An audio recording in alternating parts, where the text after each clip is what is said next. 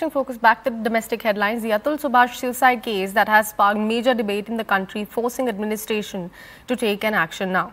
It is learned that Bengaluru police is now being dispatched to Jaunpur to serve notices to the accused in the case. Atul, a Bengaluru techie, left behind a detailed suicide note in which he accused several individuals of contributing to his tragic decision, including his ex-wife Nikita Singhania and her family as well. The police have filed an FIR based on a complaint by Atul's brother, which implicates Nikita, the wife, and several family members under charges of abetment to suicide. The situation has now escalated as more intervention requests have been filed, with some calling for an investigation into the role of the judge and court staff in the distress caused to Atul as well. Meanwhile, the wife's family has denied any role in allegations and in fact have told CNN News 18 that they are going to submit the proofs to the court very soon.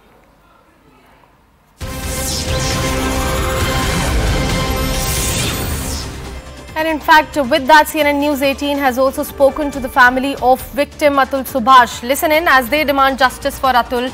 They have also in fact blamed the judge, saying that no one responsible behind his tragic step should be spared. Listen in to that exclusive conversation that we have for you. आप लोग बेंगलोर से यहाँ वापस आ गए हैं बिहार, आप लोग चाहते क्या हैं, आगे क्या होना चाहिए? सर, हमें जस्टिस मिलना चाहिए।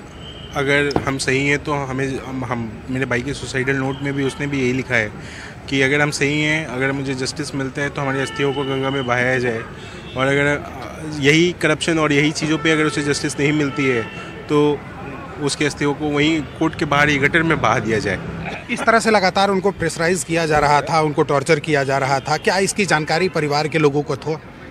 कभी नहीं था। इस तरह से टॉर्चर जो है वो अपने मन में ही रखा था। वो ये जानता था कि अगर मैं ये सारी चीज़ें बताऊंगा या ये सारी चीज़ें करूंगा तो शायद मेरे मदर फादर को दुख पहुंचेगा या मदर फादर परेशान होंगे, तो वो कहेंगे कि नहीं, कुछ करते हैं, हम लोग सेटल डाउन करने की कोशिश करते हैं। बट वो नहीं चाहता था कि मेरे पैसे पे किसी और का हक हो और इस तरह से टॉर्चर करने के बाद हो। क्या वो 3 करोड़ रुपए देने के बाद भी, जो 3 करोड़ रुपए का डिमांड किया गया था, वो 3 करोड़ रुपए देने के बाद भी क्या हमारे देश में ऐसा कोई प्रावधान या लॉ है कि वो 3 करोड़ रुपए देने के बाद भी वो केस नहीं कर सकती थी हमारे खिलाफ?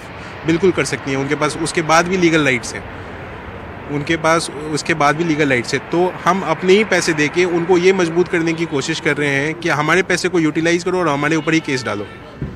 ये सिस्टम है इंडिया का। एल्यूमनी जो है वो एक बच्चे का दिया जा रहा था 40,000 रुपये।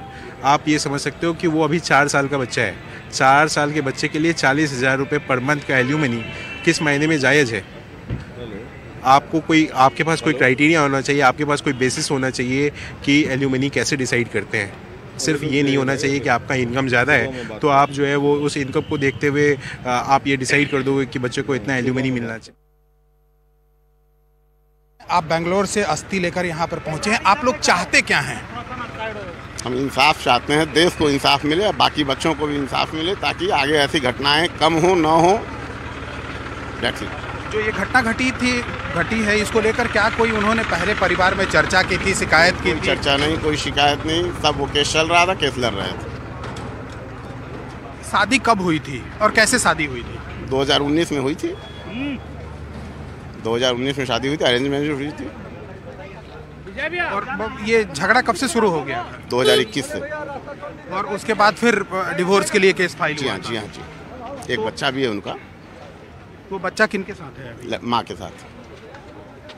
उन्होंने ये कहा था, उसमें अपना सुसाइड जो वीडियो बनाया है उसमें उन्होंने कहा था कि इस अस्थि कलश को अगर न्याय मिल जाएगा तो गंगा में विसर्जित कीजिएगा, अन्यथा कहीं नाले में डाल दीजिएगा। क्या लगता है आपको आगे क्या होने वाला है? जो आप पत्रकार करेंगे वो होगा, जो न्यायपालिका करेगी वो होगा। और पत्रकार और न्यायपालिका क्या है वो आप लोग डिसाइड कीजिए। आम पब्लिक कुछ नहीं कर सकती है। पत्रकारिता ही इस पर मेहनत करेगी, पत्रकारिता सपोर्ट करेगी, न्यायालय इंसाफ देगा, बच्चे को सम्मान मिलेगा। आप लोग को क्या जानकारी मिली थी बेंगलोर से? कुछ भी नहीं, बस मेल आया था। उस मेल से हम लोगों को लगा कि कुछ अप्रिय दुर्घटना है तो हम लोग फिर यहाँ से गए। CNN News 18, Sudat Bharadwaj is joining us on the broadcast. Sudat, a very good morning to you. This is not the first time that such case has actually transpired, but this one certainly has shook up the nation. Now, a lot of questions are going to be asked about men's rights. But at this point of time, what are we hearing from Nikita's family? Because we are hearing that they are still saying that we are innocent, but a man should not be forced to write a 24 pages long suicide note, and the other side claims that they are innocent. Of course, we heard from the uncle of Nikita saying that, there's absolutely nothing involved and there is no involvement of him in this regard. We also heard from the family's lawyer saying that their version will be presented in court. So it's clear that, their family is denying any links with this or, denying their involvement in Atul's suicide. But it's exactly what the Karnataka police do, the Marathwadi police today. According to what I hear from the top cops here, they're also suspecting if, Subhash had any mental ailments. Was he mentally distressed much before these divorce proceedings started? Was that why the unnatural sex case and other such cases were filed against him in Uttar Pradesh? These are all the angles that the police are currently looking at. This is how they're trying to investigate and see if, perhaps these ailments and the fact that there was some disturbed, so perhaps some ailments that he was suffering from that eventually led to this divorce, eventually led to these separations and, bitter divorce with his wife.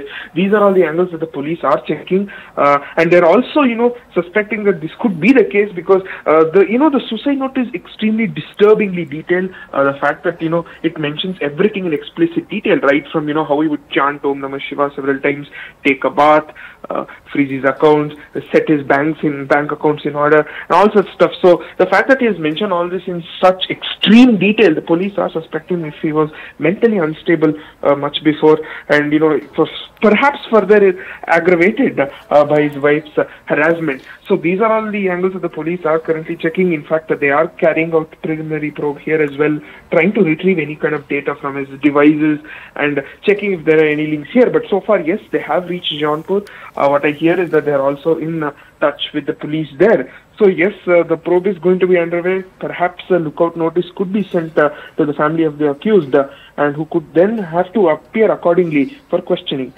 Because right now we have one version of the story, but it also remains to be seen what's the other side. Is there a new twist to this?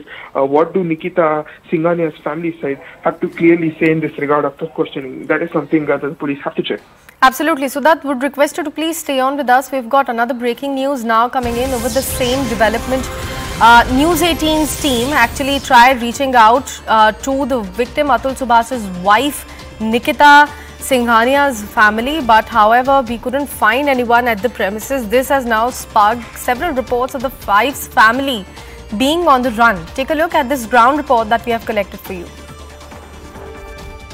इस वक्त हम मौजूद हैं जनपद जौनपुर नगर कोतवाली इलाके के, वहीं ये मोहल्ला है खोआ मंडी का, जहां पर निकिता सिंघानिया का ये घर है। आपको बता दें कि मीडिया की टीम लगातार सुबह से घर पर मौजूद है, आसपास मौजूद है।